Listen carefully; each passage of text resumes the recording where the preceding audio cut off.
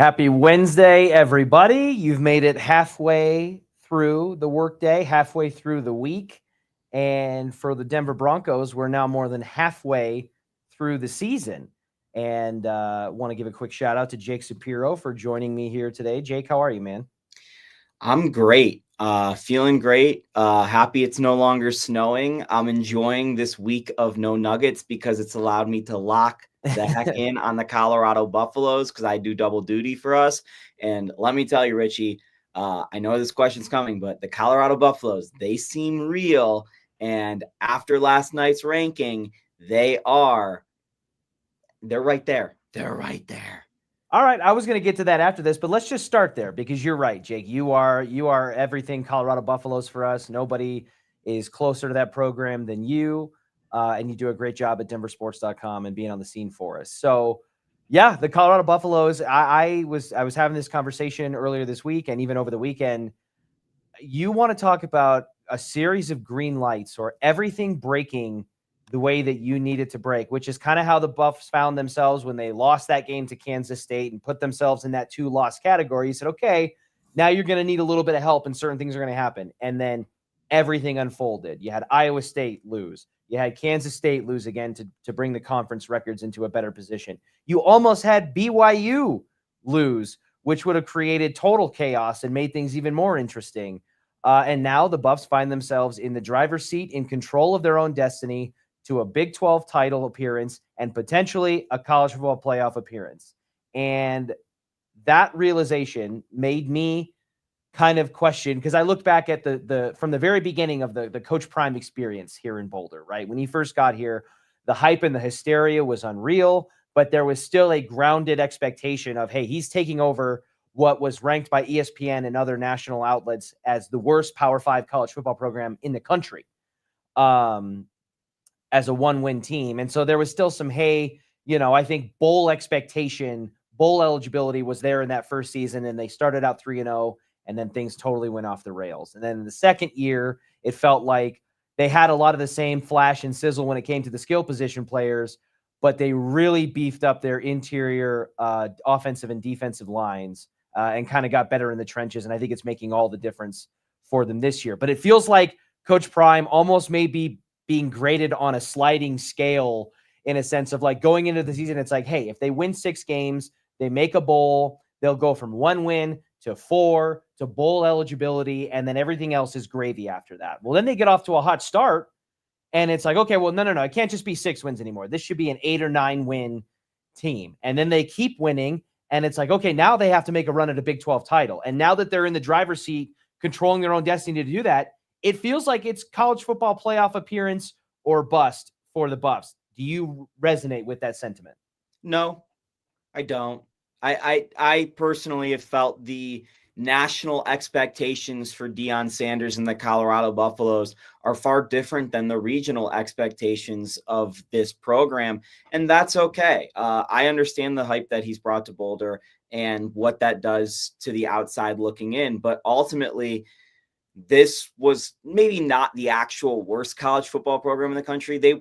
I'll push back on that because they were a really bad team. Like their active team and their components were bad and the recent history was bad. But you look in the built-in fan base at CU and the tradition of CU, you're going to seriously tell me that you're going to start from scratch. You'd rather start at, San Jose State than the University of Colorado. Like, get real. So No, I'll say that. I think that them being ranked that had much more to do with their 1-win record, the fact that their average margin of defeat was in the top 3 or 4 in the country, if I'm not mistaken, in terms of they weren't just losing, they were losing bad. And we saw that, similarly with the Broncos in VJ's first swing here as a head coach. They were one of the most blown out teams in the NFL and all of that. So I think that had more to do with it, much more so than anything to do with the fan base or the history or the tradition behind the program itself. It was more of an indictment of where they're currently at in the competitive landscape.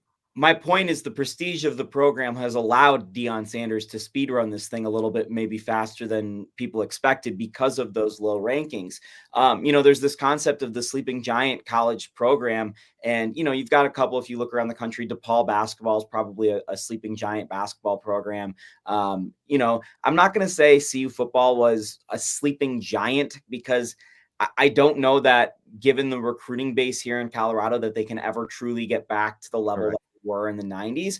In the same sense, I do think they were a sleeping, really good program. Like they've always had the potential to be a really good program because of all of the success of the university outside of football, the money that flows in and around Boulder, the recruiting bases that are close enough to Boulder, but not based in Colorado. So I think Deion Sanders, while he's done a really, really great job, I think it gets underutilized how he's taken advantage of some of the things in Boulder that have not been taken advantage of by other coaches. And that's, again, hats off to Prime, but it's also realizing that CU had some things going for it, but the people in Boulder, whether it was the university's president or people in the board of regents or the football coach and the athletic director, just weren't doing those things before. So yeah, I'm very excited that Deion Sanders has been able to take advantage of it. I do question the long-term viability of it because the two best players on the team by far are two people he calls his sons. So how does it look when his sons aren't there? But ultimately, you want to talk about expectation. For me, a long, long time, I've said if Colorado could just consistently win 6 to 7 games a year, and then maybe every 1 out of 4 years they're winning 8, 9, 10, that would be a successful football program compared to where they've been the last 20 years. And based off of what Deion Sanders has done the last 3 years, taking it from nothing to now where it's at, I'm pretty happy, and I don't need to go to the Cotton Bowl. I don't need to go to the college football playoff national championship game for that to be viable. Now, I'd really like to not have to deal with the Alamo Bowl for a third straight time, but in the same sense, that's a lot better than where we were just a couple of years ago up in Boulder. So yeah, I don't understand the national expectations being attributed to this program in the sliding scale because the Buffs have accomplished their goals. Now they have new goals as sliding scaled by Deion, but I'm not applying his the national outcome look to where Colorado is. I'm applying to what Deion says is possible and what he's trying to accomplish. And right now he says they're trying to get to the game. You'll notice he hasn't said national championship game. You'll notice he also hasn't said careful. Yes. You'll notice he also hasn't said they're trying to win the game. So it's very interesting. Yeah. So based on your interpretation of things there, if it's not college football playoff, or bust, and acknowledging the things that you laid out in terms of where they've came from, what they've done, and where they're currently projected to go, are they playing with house money from here on out because they've exceeded the expectations that were originally set upon them? I mean, you mentioned the two best players on the team by far are those that are closely tied to Deion and on their way out, likely to the NFL draft. But one is the current Heisman frontrunner, and the other is a projected potential top QB taken off the board or a top 10 or higher draft pick in the NFL draft. So acknowledging that they have those pieces, even if they just have them for this year, where should the expectation ceiling be for the Buffs right now from your perspective? For me, it would be highly disappointing if they lost any of their 3 remaining regular season games. They should be favored in all 3. They're heavily favored this weekend against Utah. And the Utes are a far better football program and team than what has been out on the field their this quarterback. year. Yeah. And they lost their backup now too for the season. So I'm pretty sure Luke Wilson, Zach Wilson's little brother, is going to be starting for them. So they're in a bad way. And I honestly feel bad for any team who has this happen to them because it sucks. It just does. But Deion made the point yesterday. Anytime you've got Kyle Whittingham on the sidelines, there's going to be a football game. And I don't disagree with it. And looking at the history of Colorado, Utah had the best season in the inaugural season of the Pac-12. And Colorado won 1 conference game that year. And it was the last game of the season against Utah to knock Utah out of the picture. So, there isn't necessarily a rivalry for the Rumble and the Rockies that we expected it to be. But there has been some bad blood. And Colorado's been multiple touchdown underdogs against Utah the last 3 years. And this year, now they're multiple touchdown favorites. So that alone shows you just the vibe and shift in Boulder is how they stack up against Utah, their sister school from across the Rockies. And then they play Kansas out on the road. Kansas, again, another program that should have had a really good season, that just a lot of things have gone wrong, but they won a huge game last weekend. So they're a team that's still dangerous. That game is in Arrowhead. You're playing in an NFL stadium. It's not going to be as easy as maybe some people think. At the same time, anytime Colorado's played on the road, especially in the afternoon this year, they've been awesome. So that game sets up timing-wise well. And then you've got Oklahoma State, who, again, another team who was supposed to have a decent year. They were supposed to have a Heisman contending running back. That has not panned out, and that finishes your season. So I expect Colorado to win all three of those games. And then what you're going to find in Dallas against either BYU, Kansas State, Iowa State, or Texas Tech, not sure who's going to be the one that comes out on top there. Right now it's looking like the Cougars. That's going to be a really tough contest. And if they lose that one and they end up going to the Alamo Bowl, I don't think I'm going to be disappointed. If they lose on a last-second Hail Mary like the Chicago Bears, yeah, man, we're going to be calling for some people's jobs. So that's how I'm at, or that's where I'm at right now. Okay. All right. Well, it sounds like the floor then is a Big 12 title game appearance. And I think that's something pretty reasonable to get on board with. Albeit for me, I think I lean more toward the CFP or bust kind of model. And that mainly comes from internally within myself and insecurity about what this coaching staff and this program looks like after this season. What's your inkling, your vibe, your inclination on what CU looks like, not necessarily post-prime, but post-Shador, Travis Hunter, post-2024-25 season? Yeah, Richie, this is a really interesting question, because I have been very public and very open about the fact that I do think this is Deion Sanders' last season. I've been honest about that. I've a lot of information that goes into that. I'm not just spewing that out of nowhere, and I'm reading some tea leaves here and there. But the last few weeks, last month or so, 2 months, there's been a shift in some of the things I've been hearing. And just looking at what is publicly known, why would a 5-star quarterback in Julian Lewis be considering Colorado if Deion Sanders was going to leave? And that's an interesting question, but you have to keep in mind that this quarterback, who is one of the best high school football players in the country, and he would start instantly with Shador Sanders leaving at Colorado. He is from Georgia. He's taking an official visit to Georgia this week. So the last couple months, or the last month or so, Richie, I've been like, maybe Deion's going to stay because of Lewis.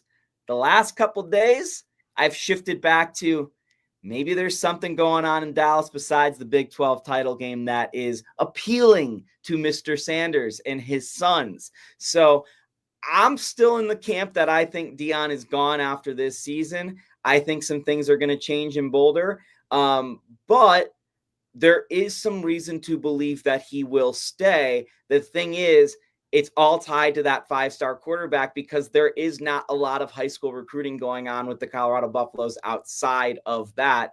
Deion has mostly gone transfer portal, and he even said this week, if you're a freshman coming to CU, I expect you to play, which is just a wild thing to say, because that's not how college football historically works.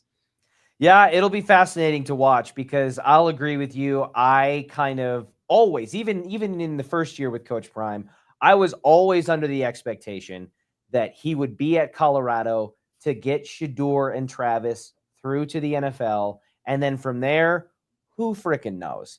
And while I don't think that his coaching style and the way that he's able to do what he's done at Colorado and previously at Jackson State necessarily translates to the personnel or the style in the NFL. So I know all of the buzz about, you have the talking heads like Stephen A. Smith saying that the Cowboys need to tank and hire Deion and draft Shador and all that. I don't know that you can do certain things and talk certain ways to NFL players who have made tens of millions of dollars. Well, the same way that you talk to transfer portal kids. Richie, this isn't even just you saying it. Deion has said over and over, I don't want to coach in the NFL because I'm not going to be able to talk to those guys the way I want to talk to them. Yeah. Good luck walking into the Dallas Cowboys meeting room and saying that you're bringing your own luggage and it's Louis. you know, when Right. half of CeeDee them are Lamb, you better wearing kick Louis. rocks. Yeah, Yeah. exactly. So I don't think that he would go there, but at the same time, even though I feel like deep down this was always just a hey, let's get Shedeur and Travis through situation. In theory, because of the current landscape with college football and the fact that he's now proven that he can do what he did at the HBCU level with Jackson State in the Power Five, what would stop him from being able to replicate something similar at an SEC or a Big Ten or a bigger program nationally with a bigger recruiting footprint? I don't see why he couldn't now. He's actually starting to not make me doubt, but he's at least through his actions providing a reasonable argument to say that it could be replicated by someone else that wanted to pay him more or do more. I just think that he no longer has the motivation with his son and his adopted son and Travis Hunter. Once they leave, that's not there anymore. And Shiloh's also gone after this season, his other son. And on top of that, his daughter's already left. That's kind of the big tea leaf right there of his daughter left last summer for SMU. So, which again, Dallas. So one thing to think about with Deion is this interesting part of the whole situation, which is we can only take a man at his word. That's all we can really do for now. But Deion's words at time have changed. And this is seen really well in his dispute with Nike. He left Nike pretty publicly, said he was never going to come back, was best friends with the CEO of Under Armour, said I was going to stay at Under Armour. I love Under Armour. Brought Under Armour as a sponsor into Jackson State. They revamped a lot of their look and their, dressing room and all that stuff. Colorado is a school with a very close relationship with Nike. It is one of the Nike test schools, which basically means that they get offered products by Nike that are not open to the public yet because of Colorado's elite cross-country skiing and track programs. So they test some Nike products that are not out yet.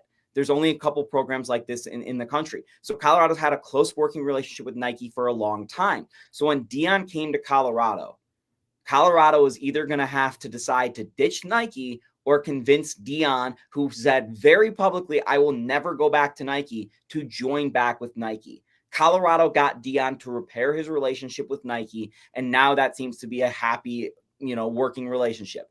So Deion has said over and over again, Colorado's my last stop. I will not go to the NFL. Both of those things. Now, I think two of these are both separate issues, right? I think he isn't going to go to the NFL. I actually do believe that. Whether this is his last stop in college, I think he has the bug to be a college football coach. I do. I think that's real now. And one of the reasons why he chose Colorado was because his health was in such bad shape, and the University of Colorado has an elite performance and health center connected to their football program's building. And Deion's health is now in a lot better shape, thankfully. That is fantastic news. But it also allows him to maybe consider some other options. And Florida State, his alma mater, that he doesn't call his alma mater anymore, is going to be interested in some other football coaches, I think, this winter. And Deion should be atop that list. There's also other SEC programs, as you mentioned, Richie, that maybe are looking for an infusement of entertainment and money initially with the promise of getting better down the road. So Deion is not in one of the Power 2 conferences. Does Deion say, I want to up this and take my coaching career to the next level, just like I did with Jackson State? And it seems like from people that are around him and talk to him quite a bit, Stephen A. Smith, that there is some smoke to the fire of Deion might not be here at Colorado and he might actually coach another college football program. Again, I don't think he'll leave for the NFL, but do I believe that there's a chance that after this year he's coaching at Florida State? Yes.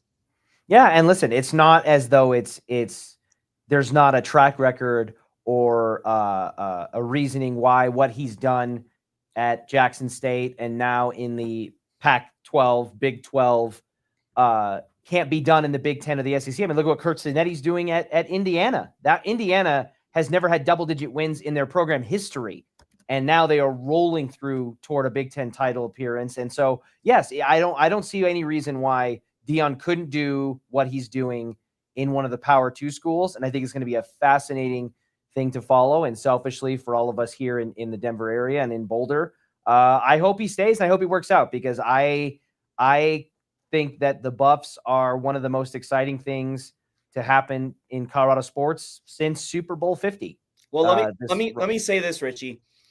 If Deion Sanders leaves and it means Robert Livingston is CU's head coach,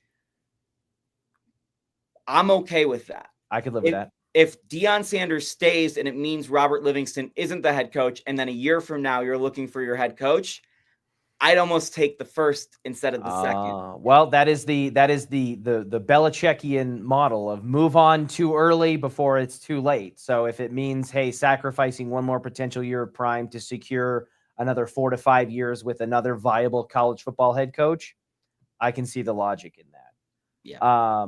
I do want to touch on the Broncos, though, because at the midway point through the season, it's been a little bit of a roller coaster. I think that it started out rough. I mean, Bo Nix became one of the only quarterbacks in NFL history, and I think the only quarterback in Broncos history to go 3 games to start a season without throwing a touchdown pass. I think he was 0 touchdown passes, 4 interceptions through the first 3 weeks.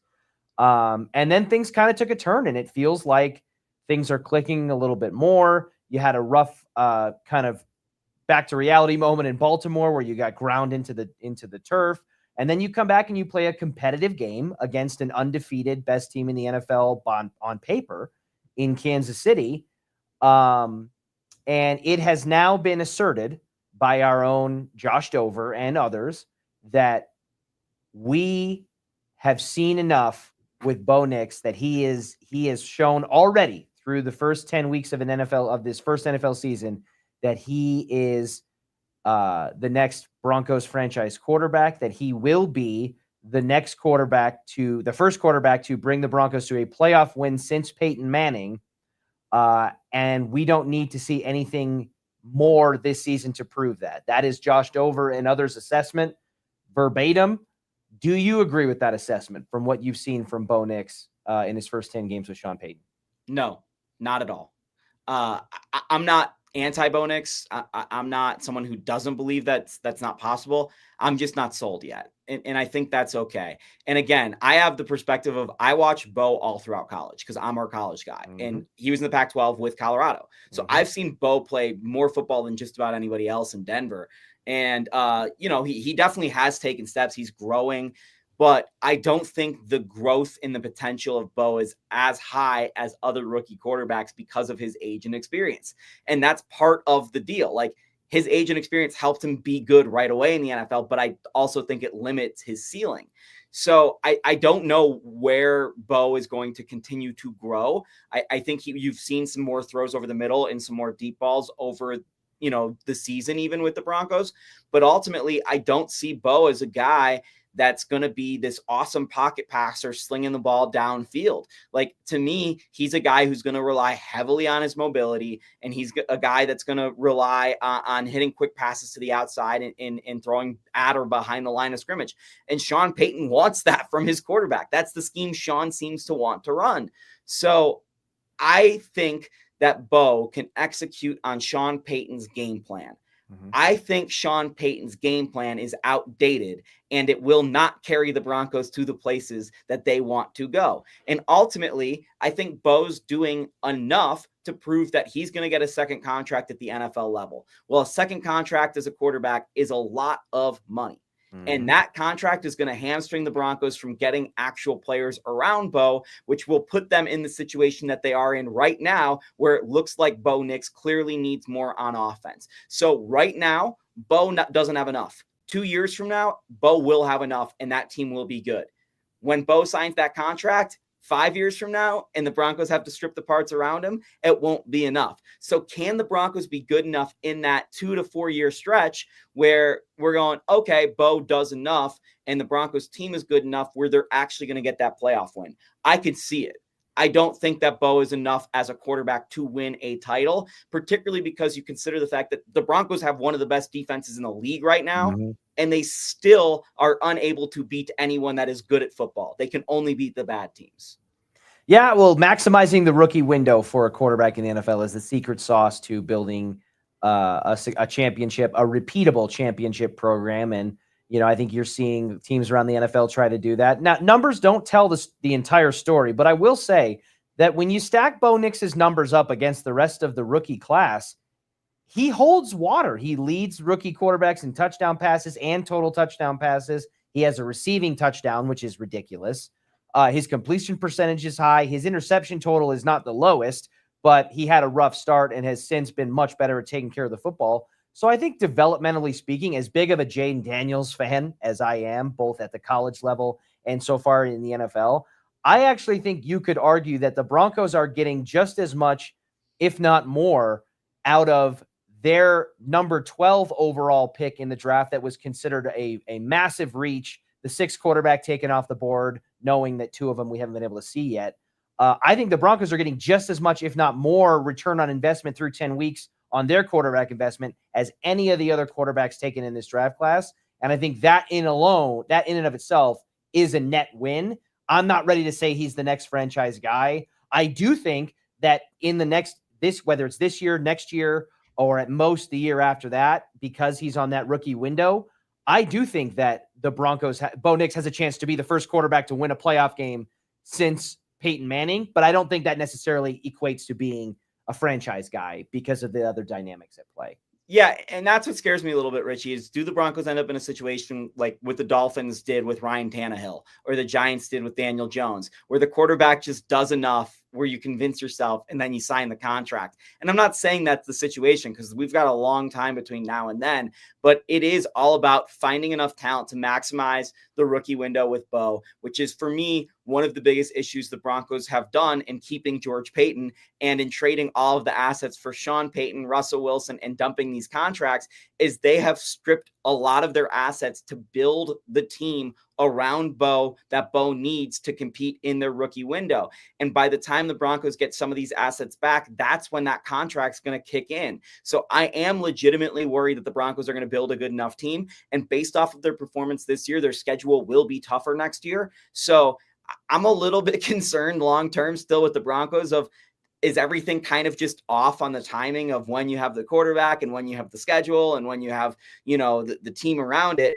In the same sense, I do think Bo, at the very least, is a capable NFL quarterback. And that is a giant 2 thumbs up for where the Broncos have been the last, 10 years? They haven't even really had a consistent, capable NFL quarterback. Like Teddy was good at times. Drew had a couple flashes. Russ was, we can all debate. We don't even know what Russ was. It's like abstract art, So I don't know. Like just the fact that we know that right now that the Broncos have a capable NFL quarterback, that's a massive win in itself. And I think that's what you're trying to say, Richie. And looking at the draft in his quarterback class, JJ McCarthy, this is just broke like 2 minutes ago. That's why I was looking at my phone. JJ McCarthy just had another knee surgery. And that's the guy we thought the Broncos were going to end up with. Instead, they ended up with Bo Nix. So that seemed like a massive win. Well, I'm fascinated to see, for the first time in a long time, more than halfway through the season, I'm fascinated to see how the rest of the Broncos season pans out. I think that they have a lot of bright road in front of them. I think the Buffs have even more so to that degree, and I can't wait to see how it all pans out. Jake, I will talk to you later this week, my friend. See you, buddy. Have a good one.